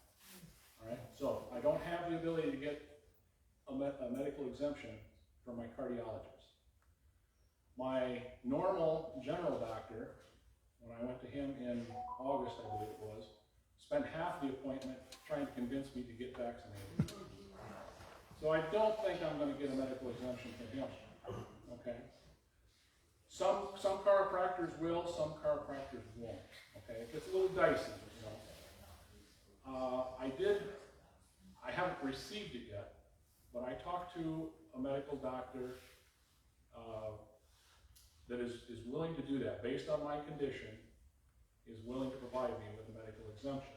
Now, I don't have it in hand. I don't know if it's going to meet the company's requirement, but it's a start. I did talk with one other local doctor, and he did answer that yes, he is doing medical exemptions, but for his patients, because it gets into a ethical type thing where doctors aren't just going to, sit by their phone and write out medical exemptions, even though they don't agree with it. Okay, and you have to have some type of condition that warrants a medical exemption. I've also heard that some companies are not acknowledging religious exemptions. You would think that's almost illegal, but then again, you get into the whole lawsuit thing. So I just wanted to kind of share my experience with you, because it took me probably a couple hours by the time I made all those phone calls to find out exactly what my options were going to be. So, not a lot of good options. We don't know if it'll pan out to anything, but that Statera, that's over off Cedar I was Cross. gonna say, my doctor They- will write medical exemptions. Yeah, and they look a little more holistically. Statera. Yeah. He's a good doctor, he's actually following the real science behind things. He was actually the local one. I had told him, he was the one who wrote me a prescription for ivermectin. I will never go to Walgreens again because they refuse to fill it. Where'd you get it filled? Well, so, the second Walgreens, so the first Walgreens on 22nd Street wouldn't fill it, they refused to. So it was towards the end of the day, and Dr. Hutchinson is a good friend of mine. We used to bicycle race together, so I had texted him saying I was sick. He was on vacation in Minnesota, so he called it into me for me. Well, I told him, I'm like, why are they saying that they don't have any in stock and they're not going to fill my prescription? He's like, give me a minute, I'll call him. So then he got a hold of me again, he's like, yeah, I had a very interesting conversation with these people, and I used a few explicitives about describing what he thought of them, and he said, they're closing right now, but they said they would transfer it to the JFK location. I called up the JFK location, said, I'm coming down, I'm getting my prescription, and they started giving me a hard time and not wanting to fill it. And I'm like, all right, would you like me to come in store to pick it up, or would you like me to go through the drive-thru? And finally they paused, and they're like, just come through the drive-thru. So I went through the drive-thru and I got my medication and I took it. But it was, so Walgreens is definitely not for following the science on anything. It was ridiculous because my doctor's writing me a prescription. It should be their job to fill that prescription. Yeah. So again, this is one of those reasons that this group means a lot to people. We don't have to all go through those same types of things and experiences. We can at least understand and hopefully take a more direct route to solving what we have to do. I came to this group today to see if there were any real patriots left in the world. My work 2 days ago announced that they were going to do a vaccine mandate. Then they said that in order to meet the requirements to be fully vaccinated with, I believe it was Pfizer, it was either Pfizer or Moderna, you had to get your first shot yesterday. Moderna. So 6 of the so-called conservatives that I work with immediately caved in. Everybody that said, I will never get that, all of them caved in. I am the only one left that refuses to get it, and I will be without a job in a month if it comes down to it, because I will. Right, but there's no discussion about natural immunity. Where do you see anytime somebody starts bringing up natural immunity, they get censored, they get shut down, they get canceled, it disappears. So, but why is that? Isn't that the question everybody should be asking? Why is everyone getting shut down? You're just having COVID, getting that shot, you're really gonna get some side effects. Right, and there are a lot of studies out there saying if you have the antibodies and you go and you get a vaccine, there are, well, I hate calling it a vaccine because it's not really a vaccine, but the shot, and there are a lot of side effects to that, and it actually lessens your ability of your antibodies to do their job, and it also lessens that shot to do whatever it does to you. So your company won't allow Dr. Hutchinson to write you a medical exemption? Well, I looked at the exemption list, and I have to have some type of medical condition. So you can't think of something? Okay, you know, my doctor wouldn't do it if I had a real medical exemption, but I wouldn't put them in a place like that, you know. But they are allowing religious exemptions. on the military side, I mean, I went through and read the ARs, and this is what I'm kind of going with on my first roundabout, is that they actually say in chapter 2-6, item 1, subsection B, that if you have had a documented experience, that they're gonna give you, Immunity from a medical documented exemption. infection. So that's actually where my fight is, and no one's given me an answer yet on that, so I don't know if that's gonna start the, little herd immunity push, but that's the exemption that I am fighting for right now, because I had it July 31st, or 29th, something like that, so. Which of the 130 soldiers in his company, 40 have refused the vaccine. Yep. So, I mean, the US is looking at losing a third of its armed forces if they stick to that.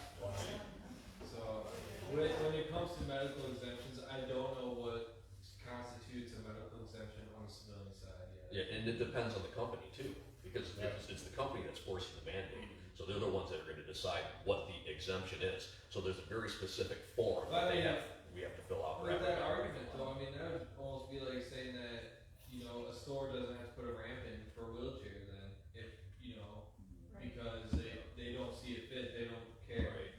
When at the same time too, shouldn't it be my doctor's decision, well, based on all these studies, he's exempt from having to take this shot because he's got the antibodies. But then it's up to my company if they're gonna accept something like that. And from the list that they have, that's not even on the list, because that's not even being discussed. That should be. It's unfair for the companies to say that your medical exemption doesn't qualify. I was talking to a nurse that works for Mercy, but not in Dubuque, I think near Des Moines, and she has a factor V clotting disorder, and she got a medical exemption from her doctor, but the facility that she works for denied her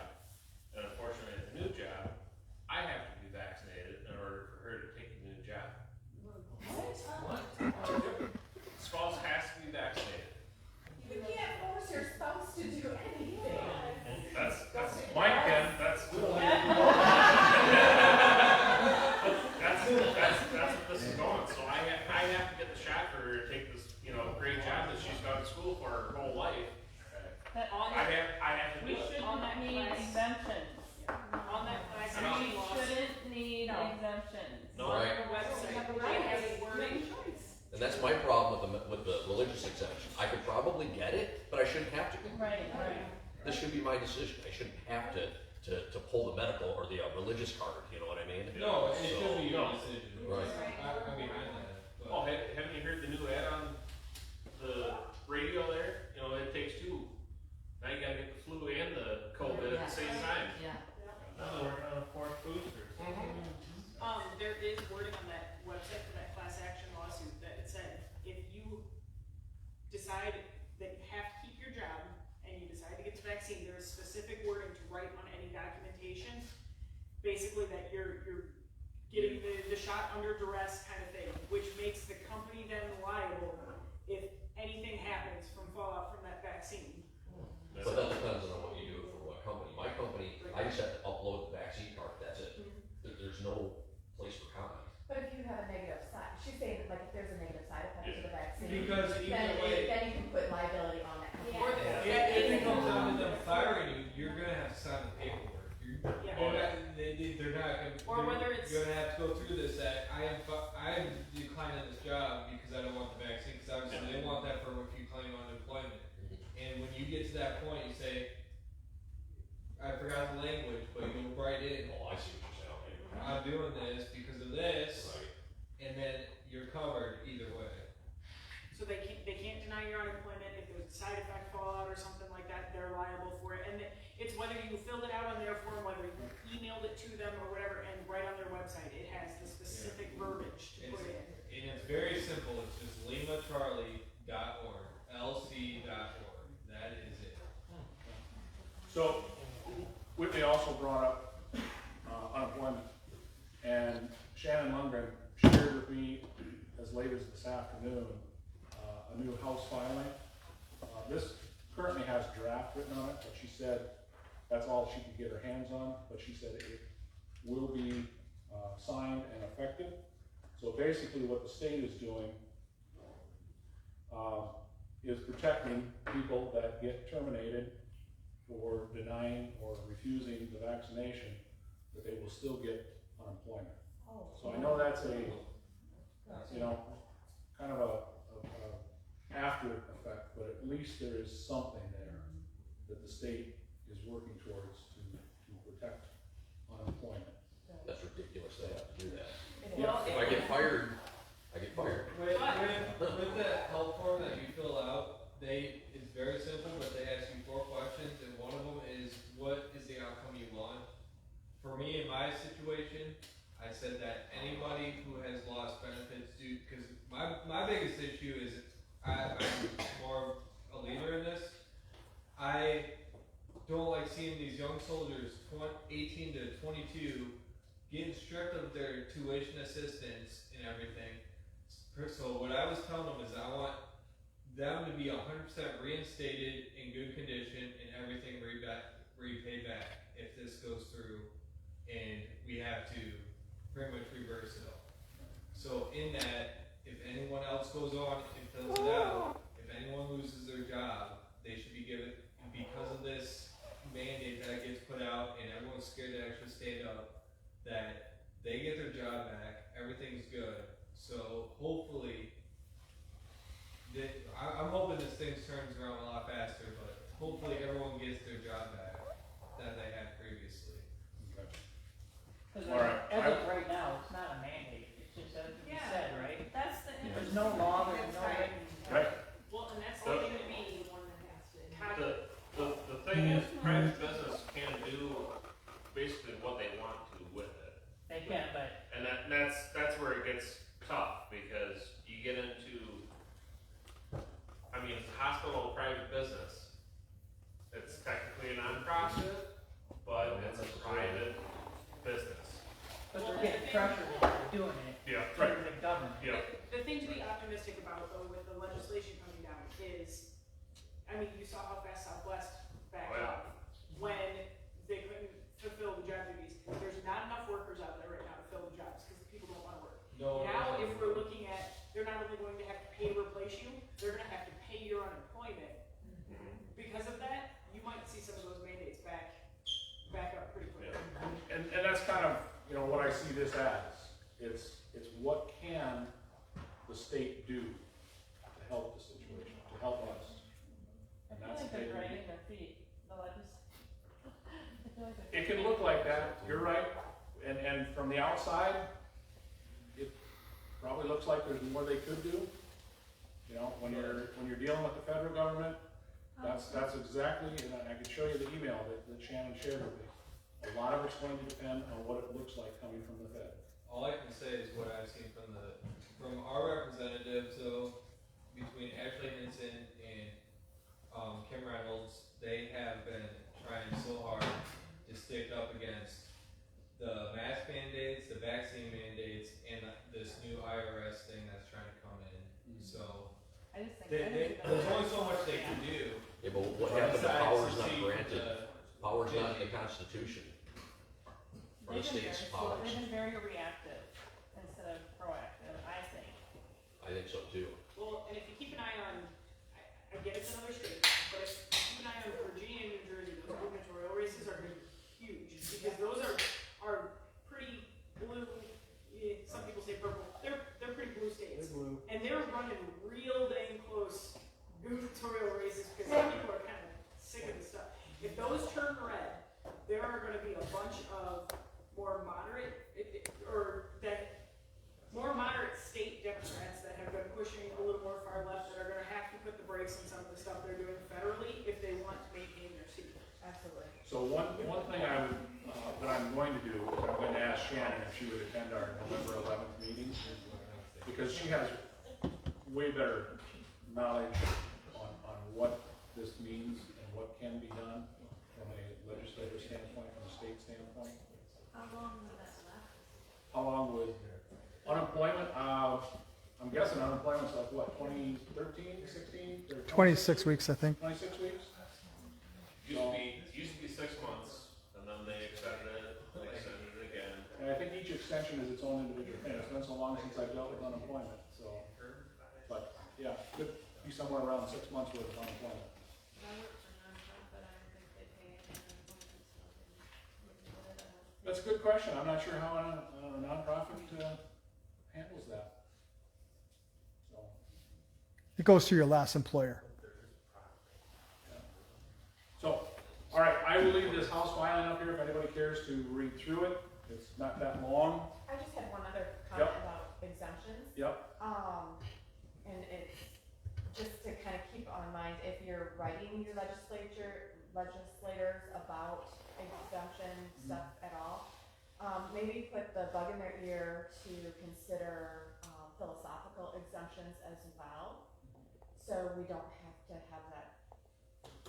I mean, the religious fits for quite a few people, but allowing a philosophical exemption would be more in the people's will.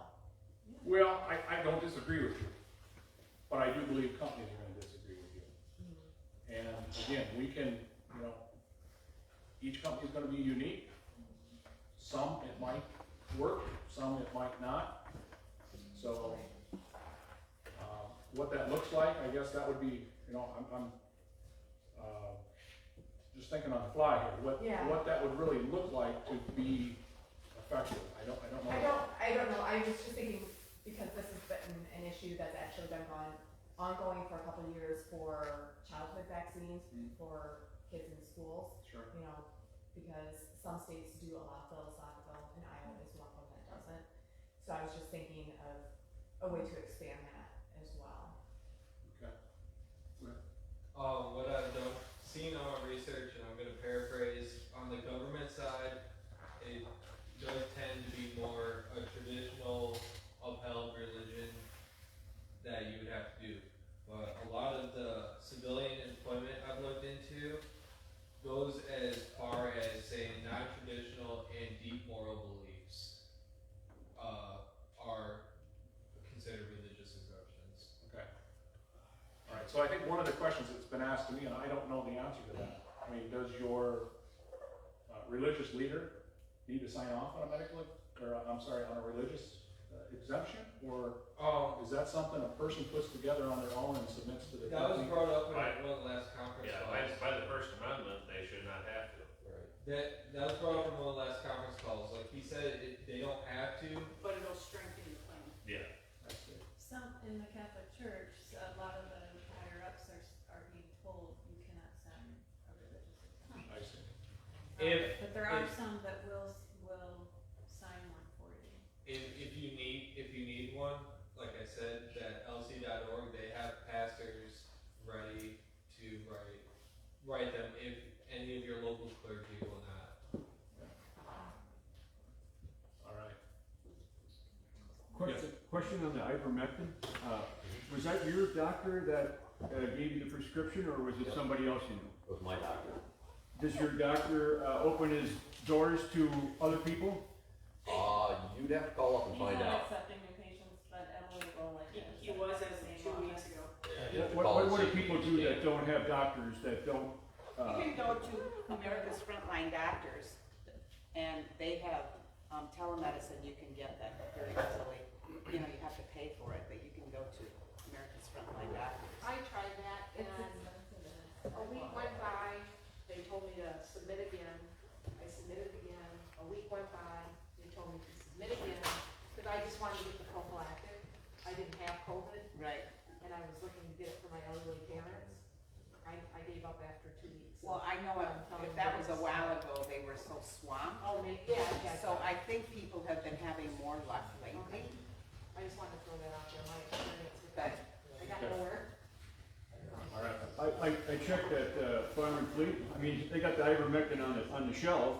It's for a 1,250-pound animal, and you hear this stuff. Well, you got to be careful. All you do is take.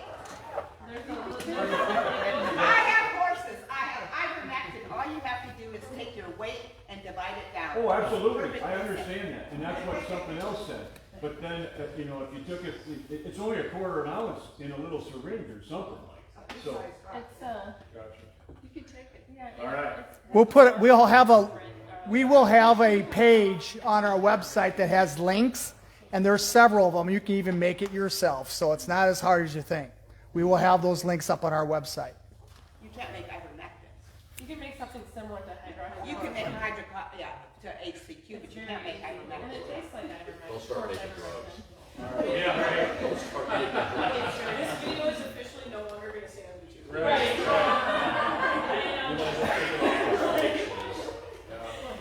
All right, so, Well, I make hydrochloroquine if anybody wants it. say that one more time. I make hydrochloroquine if anybody wants to. Awesome. It's very easy. Yeah. Just cost you an arm and a Pretty leg. good constitution too. No. It's well worth it.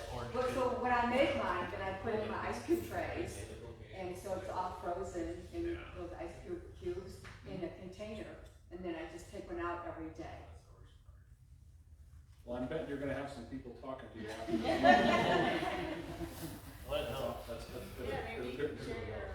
It's a great tool. and perchance, my uncle in Wisconsin had the virus, went to the VA, because he's a VA patient, for him and his wife, but they wouldn't give him any ivermectin. And then his wife was having trouble, ended up in the emergency, so they got the 1.5 hour Reveron, or whatever you call it, IV, something like that. There is discussion of suspending VA benefits if you refuse the vaccine. And also, they are removing our retirement and any other favorable benefits. I just wondered, I know somebody Anybody smell the personally, journey their yet? daughter got sick from the vaccine and her health insurance refused to pay because it's an experimental drug.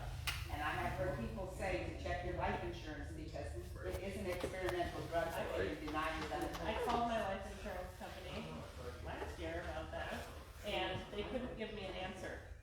And if they It's do get it reviewed in on a writing, case-by-case basis. make sure you get your answer in writing from the life insurance company. Yeah, I'm sure it's gonna change fast in another year. Oh, yeah. All right.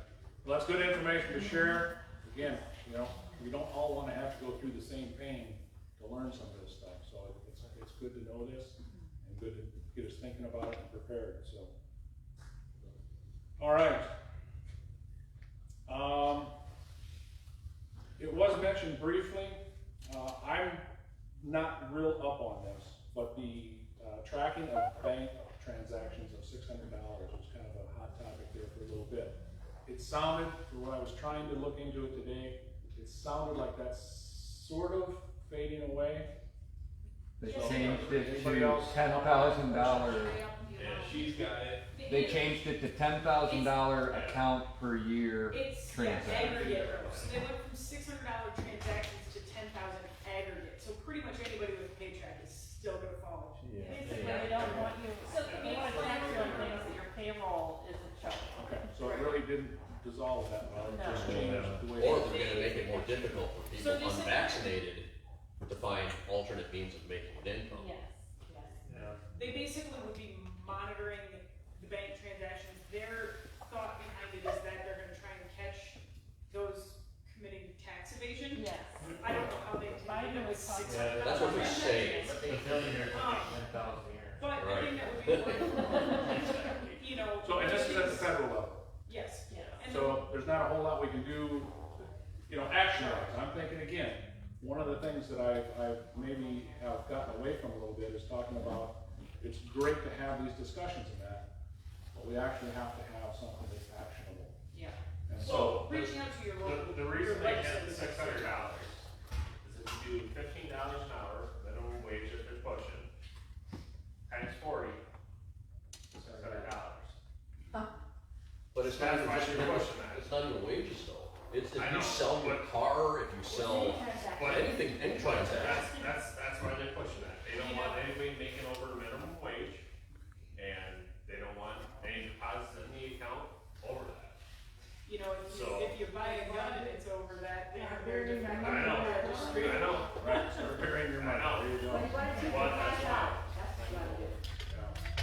All right, so, again, that's one of the things, I mean, I'm not trying to end the conversation on it, it's just that I have not been up on that part of it. So if there's anything that we can actually do, and you mentioned, you know, again, contacting state legislators, but again, if it's federal, we can Well, that's where we contacted Ashley Henson. ask Henson. And, yeah, all of them. But one thing we could kind of be mindful of is to watch all of these that are being pushed out with a set dollar amount, because inflation is coming. So they're setting the set dollar amount for the wealth tax and the unrealized gains that they're gonna wanna tax and everything else like that, and it's a set dollar amount right now.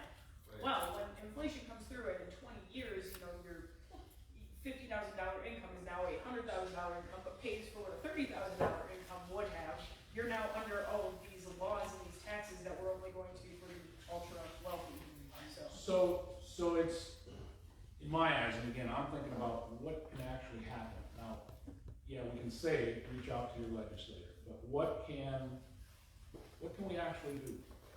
What can this Right, group we're saying do? what this group can do? Yeah, Oh, okay. Sorry, I thought you were asking what's the downside of them doing that. oh, I get that part.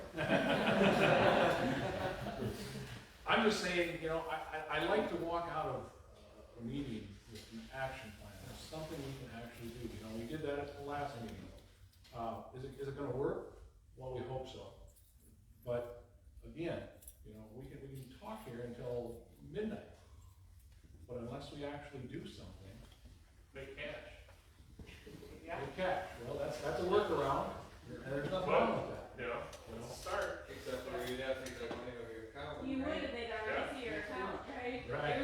There's a certain amount of, in some of the Facebook groups that I've been seeing, oh, well, you know, they're Democrat, we don't wanna have anything to do with them, whatever. You know, there's that red pill movement, but that only happens when you have the patience to talk to them. Right. You know, you can sit in this, little bubble of your own thoughts and your own people that are completely like-minded, but if you don't go out and talk to those people and say, you know, well, you know, that's only a tax that you don't feel welcome, really, because unrealized gains, I bet you got a lot in your house, you know, your 401k, that's, and if you think that that is going to be only paid by these companies, that's gonna be passed on to fees, that's gonna be, you know, seen in the, you know, those amazing returns that we've had, that's all gonna come out in your margin.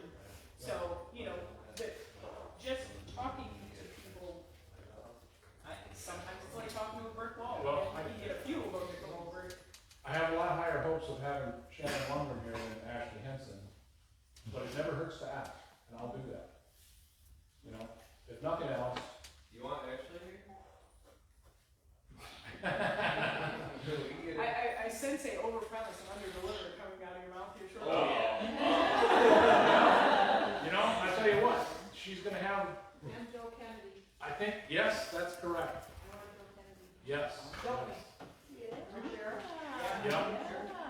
Yep, you mentioned that to me one other time. Have him here to protect us. You're When we exactly get right. the legislators here. You know, and I'll be honest with you, I don't have to be the one to invite him. I'm not trying to pawn it off on anybody, but don't hesitate to say, hey, I'll talk to Joe Kennedy. He's a person, you know. He might say no, he might say yes. I mean, look at what we've had visit with us so far. You know, you never know until you ask these people. What if we all just ask them? Well, then they get overburdened, and if you do by email, sooner or later they just get burned out. So you do want a dedicated, maybe 2 or 3 people, but you don't want to go overkill and send 300, 450 emails saying, we want you, we want you, we want you, because then essentially they're just going to ignore it and not have anything to do with it. Which, I think it would be a good idea to have a plan. You know, obviously the holidays are a tough time, you know, for people to do things. You know, maybe we look at January, February, March, whatever the case may be. As long as this heat works, February is good. So that's just something to think about. And again, you know, we got 2 weeks before the next meeting. We got email. We can communicate these things back and forth. You go home and you're thinking about something. Don't be afraid to use email to communicate with this group. One thing I do need to explain about email. Okay, some people were asking me, when I reply to DC Patriots, okay, does that go to everybody? The answer to that is no. Okay. Some people don't like their email address being blasted out to everybody, and I get that. So what I'm doing right now with email is, and Michael's doing the same thing, we're working on the info@dcp.news email address, okay? When I send it out, I blind copy the list, okay? So, nobody sees your email address out there. I know some people would like to have everybody's email, but again, I'm trying to respect people that don't. So if you want something to go out to the entire group, don't be afraid to send it to me. Just clearly state it. Hey, I would like this to go out to the entire group. All I gotta do is forward that to the entire group as a blind copy. So it's one of those tough things. You know, some people don't mind their email address out, some do. But just keep in mind, when you reply, even if you reply to all, it's only going to the DC Patriots email address. So. And Wayne, not to digress too much, but I know there were some comments on the Facebook page about disagreeing with having the school board candidates that didn't necessarily align with our views. And I just want to tell you that I really think the fact that all of them took the time to come out is kind of a testament to what you've got built here, because they thought it would be, I personally thought it would be harmful to their campaign to kind of ignore that invite. So you've built something here that has some clout behind it, which I think is pretty, pretty awesome. And that's what I said before, you know, we get some negative things out there, you know, and, you know, Chrissy pointed one of them out there to me today. That's okay, you know, we're gonna have that. We know people are gonna disagree with us. And sometimes it's hard to read them, sometimes it's just, you read half of it and delete it and forget about it. So, just kind of keep that in mind. Trying to get through things before 8 o'clock. I don't know if I'm gonna get it done, but yeah, I guess I haven't. So a couple things, we just usually talk just a little bit, nothing too earth shattering at the last Board of Health meeting. Anybody zoom in on that meeting? I was doing the COVID part and then I shut it off. Okay, that's probably a good place to end. So, but again, the next Board of Health meeting will be October 20th. I'm sorry, November 17th. Thank you very much. It will be November 17th at 6 p.m. They have been doing them in person and also by Zoom. Sometimes they're hard to sit through, but again, that's where some of the things that are happening in Dubuque County take place.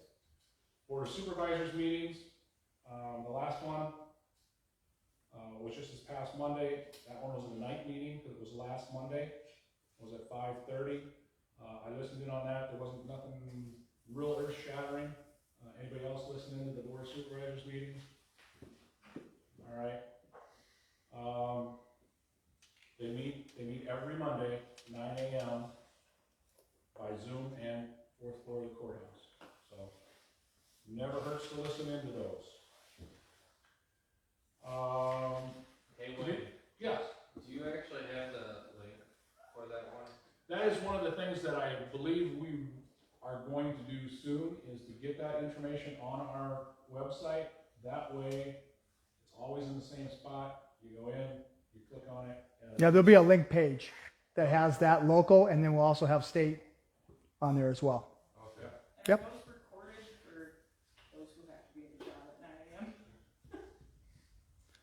They're not, but we can set that up to have that done and have those links up on ours as well.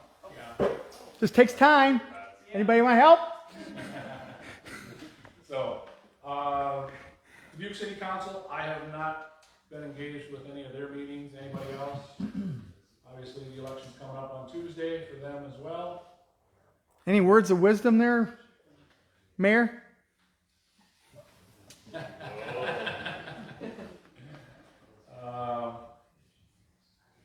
Boy, that's a tough choice.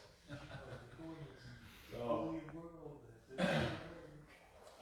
as far as, we didn't talk a lot about the mandate, the mask mandate that was passed by the school board. We kind of skipped over that part of it. So, not more than a couple weeks ago, the Dubuque School Board passed a mask mandate, and what that mandate consists of is if a building, and this is going by building, if a building reaches a 3% of the students and staff are positive for COVID, they will implement a mask mandate until, what is it, five days after it goes below that 3%. I thought it was. No, it ends immediately, as soon as it goes It to goes immediately That's after. what Prohaska initially brought up, and then he waffled on it. I must not have been listening during that part of the meeting. Okay, so as soon as it goes below 3%, the mask mandate is removed, okay? The biggest note This, from this week with Sageville, they pretty much just said the whole week because of parent teacher conferences. the most key takeaway, I think, from that entire meeting, though, was a comment that Katie Parks made. Because they were talking about implementing it from 5 days and which day to pull the numbers on, and, Stan kept saying, well, we can do it on a day by day, and somebody said, well, why don't we just check on Fridays? And Katie Parks said, we can't check on Fridays, because that's when the numbers are lowest. So when they've been in school all week with no masks, Right. Friday is when it's lowest. All right, so that was one of the things I missed as far as the school board was concerned, what they did. But of note too, I thought it was interesting that Dubuque schools did this 3% thing per building, and West Dubuque automatically implemented it that following week when one of their schools went above 3%. They're like, okay, this school is doing a mask mandate until the number goes down. So what we do here in our community still affects others. Right. And the night that Stan Ryan stood here and spoke, he pointed out that the school district, the Dubuque Community School District, or school board, at least included the parents, or I should say the public, at the meeting at Hempstead High School that night. They were able to speak on the issue. Many school districts are not even doing that. So. All right. Beyond that, again, we continue to build in numbers. We continue to build in ideas. Think a little bit about some action items. We'll be back here 2 weeks from tonight, I believe it is, on the 11th. And hopefully at that time we'll have the elections and hopefully favorable results. We can kind of put that behind us and we can start building on some things that are still in front of us. And hopefully help people get the information they need to address the vaccination mandates that they may face. And I'm hoping that Shannon will be here with us to share some of the information she has. Anything else from anyone before we part for the evening. Again, we can have some sideline conversations here for a little bit. Oh, Rich, go ahead. Just one quick thing, and that's, if you guys listened about, the cyber, hack symposium, I call him the Minnesota guy, but he's Lindahl. He wants everybody to sign his petition so that he can take his information and send it to the Supreme Court. He wants to get that done by Thanksgiving. The petition's on Frank's speech, but it also came through on the Dubuque Dyersville Tea Party, one of the sites, and so I could send that over. I have it. You I got just it? haven't had time. All right, so, and there's people like Matt Whitaker was at one of these meetings. He was the AG. He spoke down in Jackson County 2 weeks ago. He didn't know hardly anything about this cyber symposium. He said, "Where's the evidence?" He wants the evidence. Same with another guy, and the Jackson County auditor down there didn't even know there was a cyber. She said it was squeaky clean as far as their votes went. She didn't know anything about a cyber hack or anything like that. Lots of people out there don't know about it. Yep, and that's one of the things when we're talking about the school board part of this. Parents definitely need to be engaged, okay? And I think this group of people would be engaged, but we know there are some out there that are not. So there were times when I have had conversations with Stan or even Tom Barton, school board members, and they're not aware of some of the things that are actually happening out in the schools, okay? They don't go there all the time. So that's where it takes involvement from parents, grandparents, people that know. But it does make the difference that we find out for sure. We don't want it to be something that happened in Chicago School District when we try to address it with the Dubuque School District. We need to verify it and deal with things firsthand. So. And leading up to the second too, text 10 people, email 10 people, call 10 people, go up there, get them to go to the polls. Yeah, it's important. They can say that they agree, but if they don't go vote, that's. One quick thing about Wisconsin, the Tea Party family I'll know up there, they're trying to get an audit dealt with up there, but the head House of Representative guy, Robin Voss, is dragging his feet. They think they got a lot of inappropriate stuff up there, but for some reason the GOP guys are dragging their feet. So Rampton, he's got a site. Maybe I'll send that over to you. So the first meeting I came to, there was Yes. Paul or Pete, maybe I don't remember his name, but I thought it was mentioned that he did workshops. Does he do workshops? I don't know, but I know who you're talking about. We haven't got him in the studio yet. We've been in contact though. We're in contact. He did one here on a Sunday one time where people. Okay, so yeah, I just would like to know if there's another one. Yeah. We can ask Paul. He hasn't been to a couple of meetings, so I'm sorry. Go ahead. Okay, I just told her to talk to me about that. Okay, sounds very good. Sam, go ahead. The only thing I will say is, people have a different mindset on stuff. Be respectful. Be 100% respectful when you're talking to people. Because I deal with it on a daily basis where people don't agree with me whatsoever. Yeah, I wouldn't scream at them. I can't. And the respectful thing to do is talk to them. So that's all I say is be respectful about the way you present yourself and speak to people. And what he's saying is, he's not saying lie, he's not saying, do whatever they want, he's just. No, but if you come at it from a belligerent Yeah, perspective, do they're gonna not shut be you down, belligerent, not listen. Exactly. Explain. Very good point. nicely, I've tried to emphasize that many times myself, and it makes a big difference. People get turned off on that. It's building relationships. Yep. And November 11th is Veterans Day. And then I guess Our next that goes Oh. being built on rapport, which you can learn a lot of that on 5 languages of love, so. All right. I have a friend that asked me about the mayor race. Does this group make comments about candidates, Kavanaugh versus Anybody vote in the city election here? Okay, we got a couple. Go ahead. I don't have any comments. I was wondering if anybody has any comments about Oh. these two guys. Our Republican group, I think was that Brad Kavanaugh? This is guy? Kavanaugh. He was like the furthest This guy's the He furthest is left, super socialist. Yeah. and then Resnick's a little more in the middle. Yeah, Resnick wasn't as far, so. Okay, good sidebar conversation, I will say that. I think some people wanna get going for the night, but those who wanna stay and talk, feel free. Anything else, quick? Thank you very much.